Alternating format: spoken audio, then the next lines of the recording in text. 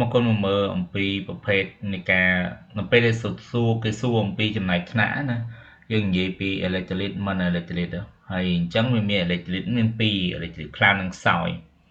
ហើយគុណអាចដឹងបានណាថាកាលណាយើងនិយាយពី electrolyte គឺចាំសំដៅទៅលើសារធាតុគីមីទាំងឡាយណាដែលឬក៏សមាសធាតុដែលរលាយក្នុងទឹកបំបែកជាអ៊ីយ៉ុងអញ្ចឹងទៅអញ្ចឹងកាលណាបំបែកជាអ៊ីយ៉ុងវានឹងចម្លងចរន្តអគ្គិសនីបានល្អអញ្ចឹងបើសិនជាមិន electrolyte គ្រាន់តែរលាយក្នុងទឹកបាទវាអត់បំបែកជាអ៊ីយ៉ុងទេអញ្ចឹងវាអត់ចម្លងចរន្តអគ្គិសនីទេហើយការចម្លងចរន្តអគ្គិសនីបំបែកជាអ៊ីយ៉ុងសពចម្លងចរន្តអគ្គិសនីបានល្អហើយបំបែកជាអ៊ីយ៉ុងបានតិចតួចឬក៏ដោយផ្នែកហ្នឹងវាមិនចម្លងចរន្តអគ្គិសនីបានល្អនាំឲ្យការចម្លងចរន្តអគ្គិសនីខ្សោយនៅក្នុងនោះគ្រូបានបំបែកកំណត់ឲ្យឃើញទេបើសិនជាលេខខ្លាំងមានអាស៊ីតខ្លាំងបាសខ្លាំងបាំងមើលបាសរលាយផងណាបើបាសអត់រលាយមិនកើតហើយអំបិលរលាយហ្នឹងគឺជា electrolyte ខ្លាំងហើយ electrolyte ខ្សោយមានអាស៊ីតខ្សោយបាសខ្សោយដល់ពេលមិន electrolyte ដូចជាពពួកស្ករអ៊ុយរ៉េអីចឹងណាឃើញទេ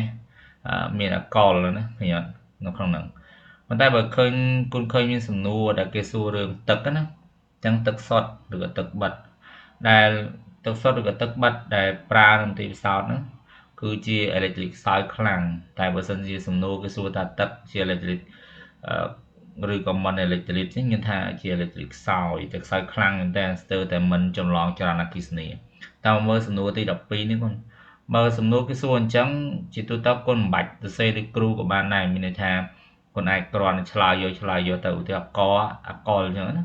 អកលគុណមើលឃើញការណែតម្រូវអកលអញ្ចឹងបាច់ទៅសេពាក្យបញ្ជាក់គេប្រាប់ថាអកលអញ្ចឹងក៏បានដែរគ្រាន់តែគុណទៅសេមកមិន electrolyte អញ្ចឹងទៅដល់ពេលខគុណឃើញលីយ៉ូមកាបូណាតអំបិលរលាយអំបិលរលាយទាំងស្រុងបំបែកជាយ៉ុងសពក្នុងទឹកនាំឲ្យវាចម្លងចរន្តអគ្គិសនីបានល្អអញ្ចឹងយើងថាវាជា electrolyte ខ្លាំងប៉ុន្តែដូចជាមើលអាស៊ីតនេះអាស៊ីតនីត្រូណាអានោះអាស៊ីតខ្សោយអញ្ចឹងកាលណាវាជាអាស៊ីតខ្សោយវានាំឲ្យវាមានលក្ខណៈជា electrolyte ខ្សោយនៅពេលសូដ្យូមស៊ុលផាតអំបិលរលាយអញ្ចឹងហើយវាជា electrolyte ខ្លាំងមែនទេដល់ពេលមើលអក្សរងោមើលគេឲ្យមកបារីយ៉ូមមីដ្រូអុកស៊ីតបាសខ្លាំងគុណបាសខ្លាំងណាអញ្ចឹងបាសខ្លាំងវាជាទម្រង់នៃ electrolyte ខ្លាំងហើយបើសិនជាគុណមើលអក្សរចអាស៊ីត formic គឺជាអាស៊ីតខ្សោយអញ្ចឹងអាស៊ីតខ្សោយវាជា electrolyte ខ្សោយដល់ពេលអក្សរឆហ្នឹងអ៊ុយរ៉េនៅក្នុងអក្សរឆអ៊ុយរ៉េវាគ្រាន់តែរលាយក្នុងទឹកមិនកើតជាយ៉ុងទេអញ្ចឹងវាមិន electrolyte ហើយណាដល់ពេលអក្សរចគុណឃើញស៊ីក្រូស្ករឃើញហ្នឹងស្ករវាមិន electrolyte ទេអញ្ចឹងគ្រាន់តែសេយកកំបាច់បញ្ជាក់ថាស្ករមកជាអ៊ុយរ៉េអញ្ចឹងគ្រាន់ឆ្លើយយកមកណា